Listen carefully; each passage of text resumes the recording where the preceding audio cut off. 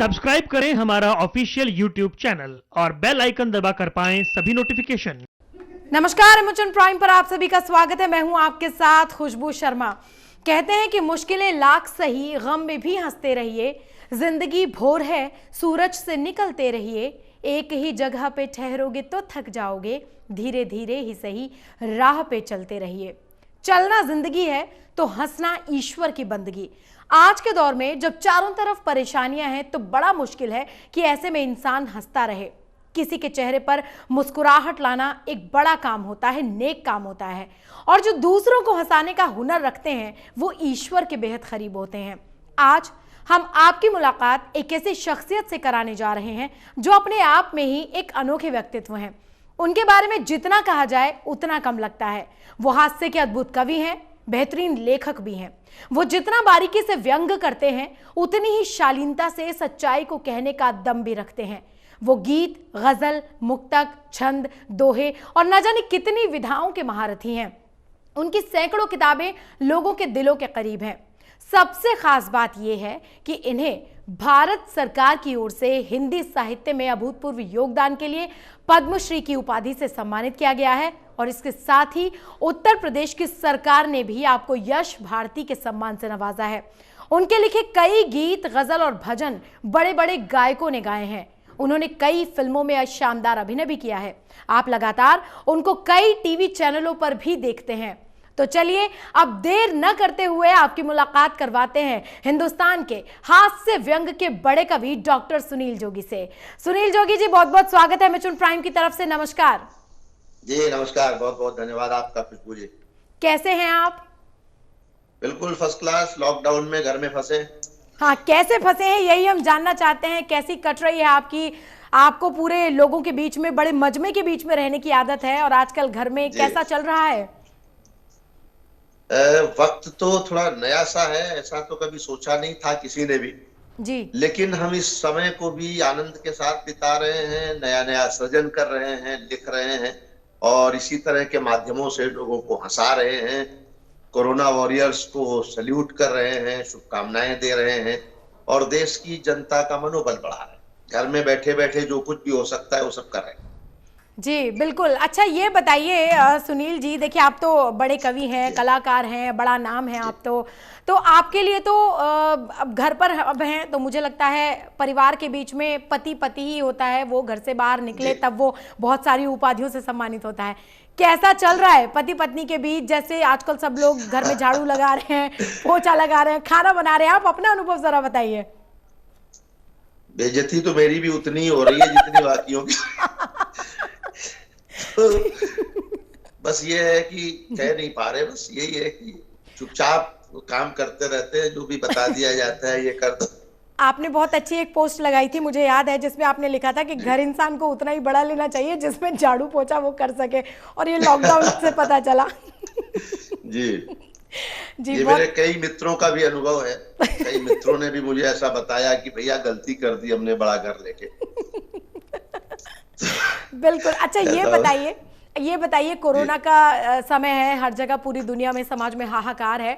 आप व्यंग के बड़े नेता हैं, तीखी बात बारीकी से कर जाते हैं। कोरोना को लेकर क्या कुछ खास आपने कहा है? क्योंकि आपसे तो हास्य की ही बात करते हैं और दर्शक हास्य की, व्यंग की उम्मीद करते हैं। जी, कोरोना पर खुशबू जी मैंने ढेर सारी कविताएं लिखी हैं। लॉकडाउन पे भी, कोरोना से लड़ने की भी और कोरोना से ह्यूमर भी, हजल भी, बहुत सारी कविताएं। कोरोना चूंकि सबके सामने है और इस समय सारे विषय पुराने पड़ गए हैं, सारे विषय कोई छूना नहीं चाहता, ना राजनीति ना कोई और विषय। ऐसा लगता है कि यही कोरोना, लॉकडाउन, ये विषय ही दिखाई देते हैं। तो इन पर बहुत कुछ लिखा है मैंने अलग अलग तरह से। तो वही हम सुनना चाहते हैं। उसमें से कुछ खास जो आपको लगता हो कि वो, हालांकि आप जो कहते हैं वो सब बहुत अच्छा ही होता है, लेकिन कुछ हमारे दर्शकों के लिए शुरुआती दौर में। मैं सुनाता हूँ जी। कोरोना पर ही कुछ सुनाता हूँ। जी जी, स्वागत है। कि खुशियां नहीं रही हैं तो गम बांट रहे हैं, आहा, खुशियां नहीं रही हैं तो गम बांट रहे हैं, खाली है तो घर का कबाड़ छांट रहे हैं। जो कहते थे शेरों का ठिकाना नहीं होता, वो लोग रसोई में प्याज काट रहे हैं। ये आपने लोगों की दुखती रत पर हाथ रख दिया। ये है ऐसा। और दूसरा आशिक है जो रंगीन शाम ढूंढ रहे हैं, बेरोजगार बन के काम ढूंढ रहे हैं, सिगरेट और पान के लिए निकले थे जो बाहर, वो लोग आज घर में बाम ढूंढ रहे हैं। तो आपसे कोई बचता नहीं है, चाहे वो प्रशासन के लोग हो, चाहे वो आम आदमी हो। ये बताइए सर, आप नेता हैं, एक्टर हैं और बहुत सारे आपके रूप हैं, आप यूथ मोटिवेटर हैं, गीतकार हैं, हास्य कलाकार हैं, कैसे मैनेज कर पाते हैं इतनी सारी छवियां एक साथ, इतने सारे किरदार? मेहनत भी उतनी करता हूँ।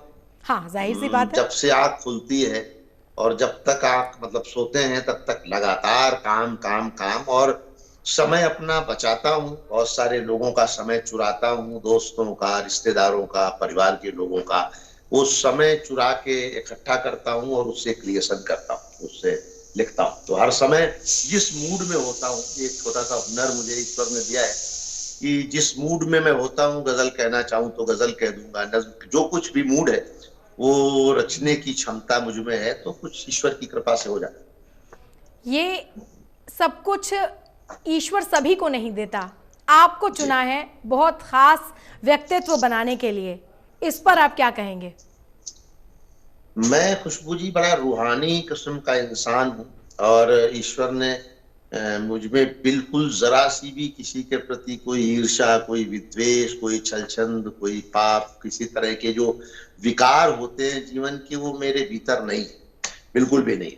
तो मुझे लगता है कि अगर मैं पूजा ना करूं तो भी मैं हर वक्त इबादत में ही रहता हूँ। वाह, ऐसा मैं महसूस करता हूँ। वाह। तो शायद इन सब का इनाम जो है मुझे ईश्वर ने दिया है, वो इस रूप में दिया है कि मेरे जहन में किसी के प्रति कोई गलत विचार आता ही नहीं है। तो जो कुछ आता है वो सब अच्छे विचार आते हैं, और सृजनशीलता मुझ में है तो उसको मैं सृजन में परिवर्तित कर देता हूँ। अच्छा, आप एक ऐसा व्यक्तित्व हैं, आपका चेहरा हमेशा हंसमुख रहता है, आप हमेशा हंसते मुस्कुराते रहते हैं, सामने वाला अगर तकलीफ में भी है तो आपको देखकर आधे गम भूल जाता है। आप बच्चों के भी उतने ही प्रिय हैं, बुजुर्गों के भी बेहद चाहते हैं। किस तरह से तालमेल बिठा पाते हैं कविताओं के माध्यम से यही, और कितना आपके लिए मुश्किल होता है वही कविताएं बच्चों के लिए भी लिखना है, नौजवानों के लिए भी लिखना है और बुजुर्गों के लिए भी लिखना है? मुझे ऐसा लगता है कि मैं समाज के हर वर्ग के लिए हूँ। मैं किसी का बेटा हूँ, किसी का भाई हूँ, किसी का दोस्त हूँ, किसी का पिता हूँ, तो सबके प्रति जो है वो मेरी जिम्मेदारी है। मैं चाहता हूँ कि हर व्यक्ति को ये लगे कि मैंने उसके लिए कुछ न कुछ लिखा है जी। हर विषय को शब्द देने की कोशिश करता हूँ ताकि उनका प्रतिनिधित्व कर सकूं, उनको ये लगे। और मुझे लोग कहते भी हैं कि आपने बेटियों पे लिखा है तो आपको इस पे भी लिखना चाहिए, माँ पर लिखा है तो पिता पर भी लिखिए। तो लोग मुझे प्रेरित भी करते हैं, और जब प्रेरित करते हैं तो मैं वो लिखता हूँ कि लोग कह रहे हैं, लोग मुझे उस विषय पे सुनना चाहते हैं, तो मैं लिखता हूँ। इसलिए लोगों से मुझे प्रेरणा मिलती है, और मैं चाहता हूँ कि मेरे पास जितना भी समय है वो कुछ न कुछ समाज को देने में ही जाना चाहिए, चाहे शब्द रूप में दिया जाए, चाहे अर्थ रूप में दिया जाए, किसी न किसी रूप में मैं समाज का, देश का, मानवता का, दोस्तों का क्या भला कर सकता हूँ, इस बारे में मैं ज्यादा सोचता हूँ। ये बहुत बड़ी बात है। आप यूथ मोटिवेटर हैं, यूथ की बात बहुत करते हैं, उनके हर पहलू को आपने छुआ है, चाहे उनके किरदार को लेकर हो, चाहे उनके इश्क मोहब्बत को लेकर हो, चाहे उनको मोटिवेट करने वाली पंक्तियां हो। तो हम चाहेंगे किसी एक पहलू को चुनकर आप हमारे नौजवानों के लिए कुछ बढ़िया सा कुछ हास्य के कुछ पंक्तियां सुना दीजिए। हास्य तो एक रंग है, जब नए विषय बहुत सारे मैं करता रहता हूँ, लेकिन मैं जो लोग इस समय घर में फंसे हैं उनसे ये कहना चाहूंगा कि कोरोना से डरना नहीं है, लड़ना है, और बीबी से लड़ना नहीं है, डरना है।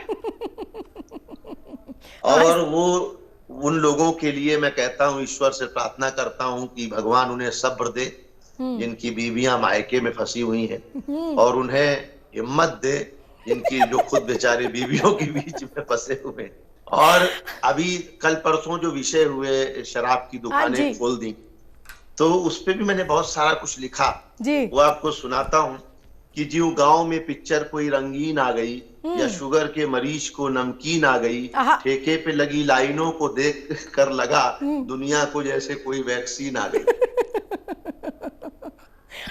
वाह तो वाह। इसी तरह ये महसूस किया कि जनता ये कह रही है कोई कायदा नहीं, दैरो हरम को देखिए कोई खुला नहीं, ऐसा लगा सरकार चलाते हैं बेओड़े, पंडित तो मौलवी से कोई फायदा नहीं। तो उनसे सरकार को कोई लाभ नहीं मिलता पंडित मौलवियों से। और ये भी कहा कि सरकार से हर चीज की सौगात चाहिए, सिगरेट और गुटखा पान तो दिन रात चाहिए, दारू खरीदनी हो तो कोई कमी नहीं, रोटी के लिए अब इन्हें खैरात चाहिए। वो लोग जो शराब की लाइनों में लगे हैं वो रोटी के लिए वो चाहेंगे कि मुफ्त का कोई खाना दे जाए। बिल्कुल। लेकिन हिंदुस्तान जिस तरीके से कोरोना से लड़ रहा है, जिस तरह से अपनी रणनीति बनाई है नरेंद्र मोदी जी ने और अन्य मुख्यमंत्रियों ने, स्वास्थ्य विभाग ने, वो सब अद्भुत है और बहुत काबिले तारीफ है। क्योंकि दुनिया का जितना नुकसान हुआ है, भारत का सौभाग्य है कि एक अच्छा नेतृत्व उसके पास है और हमारा इम्यूनिटी सिस्टम मजबूत है। और ये भी खुशबू मैं बोलना चाहूंगा कि लोग आज कहते हैं कि आपका इम्यूनिटी सिस्टम अच्छा होना चाहिए। अगर आप एक दिन में 17 बार हंसते हैं तो आपका इम्यूनिटी सिस्टम भी मजबूत होता है। क्या बात है, क्या बात है। क्योंकि जो तनाव के हार्मोन्स हैं वो कम हो जाते हैं और इम्यूनिटी सिस्टम आपका बूस्ट होने लगता है। वाह। तो अगर कोई व्यक्ति तनाव में है, डिप्रेशन में है, तो उसका इम्यूनिटी सिस्टम कभी अच्छा हो ही नहीं सकता। तो इसलिए हंसते रहिए, मुस्कुराते रहिए। हंसने से खून बढ़ता है और ना हंसने से केवल नाखून बढ़ते हैं। जोगी जी, एक बात और बताइए, आपने जिंदगी में इतना शानदार मुकाम देखा, आला मुकाम पर आप हैं, हर तरह की ख्याति आपके पास है और हुनर आपके पास है, ईश्वर की कृपा आपके पास है। अपनी कामयाबी में आप सबसे बड़ा हिस्सेदार किसको मानते हैं? अगर पहले नंबर पर रखा जाए तो मेरी खुद की मेहनत है। मैं समझता हूं कि बहुत ही ज्यादा मेहनत कश इंसान हूं और अच्छा सोचने वाला व्यक्ति हूं। इसके अलावा जो दूसरे नंबर पे मैं रखूंगा वो आशीर्वाद हैं लोगों के, बुजुर्गों के, माता पिता के, शुभकामनाएं भी हैं और चंद लोगों का सहयोग भी है। लेकिन अगर कहा जाए कि अगर आप में खुद में वो हुनर नहीं है, वो मेहनत करने की क्षमता नहीं है, तो भगवान भी आपको कुछ देने से पहले सोचता है। तो मैं मेहनत सच में बहुत करता हूं, अभी भी करता हूं और केवल अपने काम के अलावा और दूसरों की भलाई करने के अलावा और कुछ मैं सोचता नहीं। बिल्कुल। ये बताइए जोगी जी, हालांकि आपका गीत बहुत फेमस है, लेकिन सीधे सीधे आपसे कहने से अच्छा है सवाल के तौर पर पूछूं, अगर आज के दौर में ईश्वर आते जी तो क्या कहते, कैसा लगता, क्या तस्वीर बनती, ये हम आपसे जानना चाहते हैं। आज के दौर में अगर ईश्वर आता तो निश्चित तौर पे वो भी ये कहता हमसे कि मंदिर, मस्जिद, गुरुद्वारे बाद में आओ, पहले इंसानों की सेवा करो। और आज तो ईश्वर ने अलग रूपों में अवतार जैसा ले लिया है, चाहे वो हमारे डॉक्टर्स हो या कोरोना वॉरियर्स हो या लोगों को सुविधाएं देने वाले, सामग्री पहुंचाने वाले, खाना खिलाने वाले गरीबों को, सुरक्षा कर्मी हमारे हैं, मीडिया कर्मी हैं, जो लोग भी इस मुहिम में लगे हुए हैं अपनी जान की परवाह किए बगैर, उनमें भी कहीं ना कहीं एक ईश्वर का अंश मैं देखता हूँ। तो मेरी एक कविता भी है, इसका एक बंद मैं आपको सुनाता हूँ। जी, स्वागत है सर। और उसकी भूमिका यह है कि कई बार हम भगवान के मंदिर जाते हैं, कोई भी जाता है तो रास्ते के बहुत सारे जरूरी काम वो छोड़ देता है जो पहले करने चाहिए जी। तो ईश्वर खुद कहीं ना कहीं उससे आवाज आती है, उसकी मूर्त से जी। कि कहा है मुझसे ईश्वर ने कि सबको जाके बतलाना, मैं मंदिर में नहीं हूँ आज, मंदिर में नहीं आना। कहा है मुझसे ईश्वर ने कि सबको जाके बतलाना, मैं मंदिर में नहीं हूँ आज, मंदिर में नहीं आना। तुम्हारे घर के पीछे ही मलिन सी एक बस्ती है, जहाँ पर जिंदगी महंगी है लेकिन मौत सस्ती है। वहीं पर एक बेवा दाने दाने को तरसती है, जो भूखी रात को सोए तो इंसानों पे हंसती है। उसी के साथ बैठा हूँ, उसी के पास बैठा हूँ, जो फुर्सत हो तो आ जाना, अगर मुझसे मोहब्बत है तो उसको आके अपनाना। तो इस तरह की जो प्रसाद लाए हो उसे आकर खिला जाना। मैं मंदिर में नहीं हूँ आज, मंदिर में नहीं आना, मैं मंदिर में नहीं हूँ आज, मंदिर में नहीं आना। आज अगर कोई इंसान मंदिर जाता तो शायद भगवान की मूरत से भी यही आवाज निकलती कि पहले उन लोगों की सेवा करो जो कोरोना इस महामारी में जूझ रहे हैं, जिनको इस समय इंसानियत की ज्यादा जरूरत है, इंसानों की ज्यादा जरूरत है, मदद की ज्यादा जरूरत है। यहाँ प्रसाद चढ़ाने से अच्छा है कि आप वहां जाकर उनके लिए कुछ करिए। बहुत खूबसूरत संदेश आपने अपनी कविता के माध्यम से दिया और लगता है भी है कि ये जन जागरण की ज़रूरत बहुत ज़्यादा है। ज़िंदगी में तमाम बातें चलती रहती हैं, लेकिन अगर जागरूकता की कोई बात किसी इंसान के अंदर ना हो तो वो जीवन असफल सा लगता है, कम लगता है और ऐसा लगता है कि ज़िंदगी में कमी रह गई। लेकिन डॉक्टर सुनील जोगी एक ऐसे व्यक्तित्व हैं जो वाकई ये जानते हैं कि इंसान की सही परिभाषा क्या है, और इसके लिए हम डॉक्टर सुनील जोगी को बहुत बहुत बधाई देते हैं कि उन्होंने अपने हर पात्र को, हर रूप को बहुत ही खूबसूरती से अपने किरदार को निभाया है। अच्छा जोगी जी, एक बात और आपसे जाननी है। आपने बड़े बड़े सम्मान आपको मिले हैं, चाहे वो पद्मश्री हो, यश भारती हो, और भी तमाम चीज़ें। आप सरकारी रूप से भी लोगों से जुड़े रहते हैं, समाजी रूप से भी आप जुड़े रहते हैं। पीछे मुड़कर देखते हैं तो क्या कोई ऐसा सफर आपको याद आता है, संघर्ष की कोई ऐसी कहानी जो आप कभी भूलना नहीं चाहते और वो एक स्ट्रेंथ बनकर आपके साथ रहती है? बिना संघर्ष के तो इंसान की जिंदगी आगे बढ़ नहीं सकती, क्योंकि कहा गया है कि उस पत्थर को मूर्त बनने का सम्मान कभी मिला ही नहीं जिसने कभी चोट न खाई हो हथौड़ी छेनी की। वाह। तो मैं समझता हूं कि जितना संघर्ष आदमी करता है उसका फल उसको मिलता है, लेकिन मैं एक ऐसा व्यक्ति हूं, सोचता हूं कि पीछे मुड़कर देखने से कुछ फायदा नहीं है, रास्ता आगे है, पीछे तो छूटी हुई राहें हैं जिन पर मुझे वापस मुड़ के जाना नहीं। वाह। तो कुल मिला के ये माने कि मैं पीछे मुड़कर देखने वाला व्यक्ति नहीं हूं, मैं सिर्फ आगे देखता हूं। संघर्ष जीवन में मेरे भी बहुत रहे हैं। विद्यार्थी जीवन से लेकर दिल्ली तक का सफर, कानपुर से लखनऊ, लखनऊ से दिल्ली और दिल्ली से दुनिया, ये सफर आसान नहीं थे।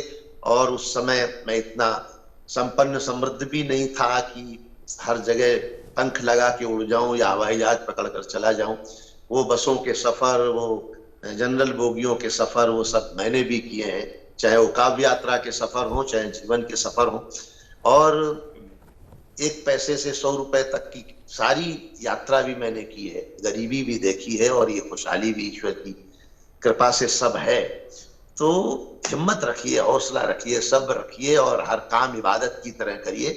जब कोई काम आप खुशबू अच्छी नियत से करते हैं, अच्छे मन से करते हैं, तो ईश्वर भी आपके साथ खड़ा हो जाता है। बिल्कुल, बहुत ही पॉजिटिव सोच आपकी है और मुझे लगता है इसी सोच की पूरे समाज को ज़रूरत भी है। जोगी जी, आपने बेटियों के बारे में भी बहुत लिखा है। हालांकि समय हमारे पास बहुत ज़्यादा कुछ अपनी समय की सीमाएं होती हैं, लेकिन चाहते हैं कि कम समय में आपसे जितना ज़्यादा से ज़्यादा सुन लें वो हमारे और दर्शकों के लिए एक नेमत के तौर पर होगा। बेटियों के बारे में लिखा है, बहुत ज़रूरत है समाज को इस विषय पर बात करने की, कुछ पंक्तियाँ हो जाएँ। मैं बिल्कुल सुनाता हूँ। कितना समय है मैं नहीं जानता, लेकिन बहुत लोग मुझे शिकायत जरूर करेंगे कार्यक्रम के बाद कि वो हमसे हिंदुस्तानी कविता सुनना चाहते थे, या मुश्किल है अपना मेल प्रिय, या कलयुग में आना रे प्यारे कृष्ण कन्हैया, या ढोल के भीतर फूल। बहुत सारी कविताएं हैं, अनगिनत हैं जो सुनना चाहते थे। उनके लिए खुशबू मैं आपके माध्यम से कहूंगा कि वो मेरे YouTube चैनल पे जा सकते हैं योगी जी, वहां पर उनको कविताओं की इच्छा पूरी हो जाएगी। कोरोना पे भी मैंने बहुत कुछ नया लिखा है, वो भी उन तक पहुंच जाएगा। फिलहाल मैं, आपको समय हो तो मैं कोरोना पर एक गजल बिल्कुल समय आपके लिए। जी सर। खुद भी बहुत अच्छी गजलें आप कहती हैं, शेर कहती हैं, तो मुझे लगा कि पहले एक छोटी सी गजल आपको सुना दूं। एक नए विषय से कैसे मैंने गजल निकाली। स्वागत है सर। किसी बात का है सुबह शाम रोना, इसी बात का है सुबह शाम रोना, कोरोना कोरोना कोरोना कोरोना। वाह वाह वाह, नया हर विषय। चैनल पे हर जगह कोरोना, किसी बात का है सुबह शाम रोना, कोरोना कोरोना कोरोना कोरोना। सुबह से सवेरे से बीबी का फरमान जब तब, हुए 10 मिनट फिर से हाथों को धोना, कोरोना कोरोना कोरोना कोरोना। मेरी श्रीमती को सफाई की धुन है, मैं झाड़ू लिए फिरता हूँ कोना कोना, कोरोना कोरोना कोरोना वाह कोरोना। वाह। और फकत दाल रोटी मयस्सर हुई है, फकत दाल रोटी मयस्सर हुई है, महीनों से गायब मिठाई का दोना, आहा, कोरोना क्या सच्ची कोरोना बात है, वाह। Corona corona. और आखिरी शेर है, जी। यही एक बीबी है 24 घंटे, यही एक बीबी है 24 घंटे, न रूबी न शीला न पिंकी न मोना, कोरोना कोरोना कोरोना। वाह, मुझे लगता है इस प्रोग्राम के बाद आज आपकी अच्छे से धुनाई होने वाली है चौकी जी। नहीं, मैंने उन सबको एक कमरे में बंद करके मैंने कहा है आप रहिए, बाहर में क्या। नहीं, बहुत ही शानदार, लेकिन बहुत ही बेहतरीन व्यक्तित्व है आप। वही बात है कि आपके बारे में बात करना जैसे सूरज को दिया दिखाने के बराबर होता है। आपको बहुत बहुत धन्यवाद और बधाई हम देते हैं कि इस दौर में भी जहां मुश्किलें हैं आप लोगों को हंसाने का हुनर रखते हैं, और सबसे बड़ी बात आप खुद भी हमेशा मुस्कुराते रहते हैं। हम एमेचर प्राइम की तरफ से कामना करते हैं कि आप इसी तरह हंसते रहें, मुस्कुराते रहें और समाज को नया आईना दिखाकर हमेशा मुस्कुराहटें बांटते रहें। एमेचर प्राइम की तरफ से जी मैं 4 पंक्तियों में एक संदेश दे दूं। जी सर। कोरोना वॉरियर्स को मैं सलाम करते हुए ये कहता हूं हिंदुस्तान के लिए कि ये ऋषि मुनियों की धरती है, अमर वरदान जीतेगा। लोग कहते हैं कोरोना के बाद होगा क्या, हम सब बहुत परेशान हैं जी। ये ऋषि मुनियों की धरती है, अमर वरदान जीतेगा, कि जो है हौसले वाला वही इंसान जीतेगा। अगर हम एकता से सब्र से घर में रहेंगे तो कोरोना हार जाएगा, ये हिंदुस्तान जीतेगा, कोरोना हार जाएगा, ये हिंदुस्तान जीतेगा। तो हिंदुस्तान जीते, MH1 को मैं बहुत शुभकामनाएं देता हूं और पूरे देश के लोगों को भी लंबी उम्र की दुआएं देता हूं और कोरोना वॉरियर्स को बहुत बहुत सल्यूट करता हूं। बहुत शुक्रिया, आपसे बात करके बहुत अच्छा लगा और MH1 न्यूज को भी मैं बहुत शुभकामनाएं देता हूं। बहुत शुक्रिया सर, आपको भी बहुत बहुत शुभकामनाएं, बहुत धन्यवाद, आपने अपना कीमती समय हमें दिया, और दर्शकों को भी बहुत बहुत शुक्रिया। हमारा खूबसूरत प्रोग्राम आप देखते हैं, आप चाहते हैं, इसलिए हम ऐसा प्रोग्राम लेकर आते हैं। फिर हाजिर होंगे। आज के लिए डॉक्टर सुनील जोगी जी को बहुत बहुत शुक्रिया कहते हैं। फिर आपसे मुलाकात होगी, तब तक के लिए दीजिए इजाजत, नमस्कार।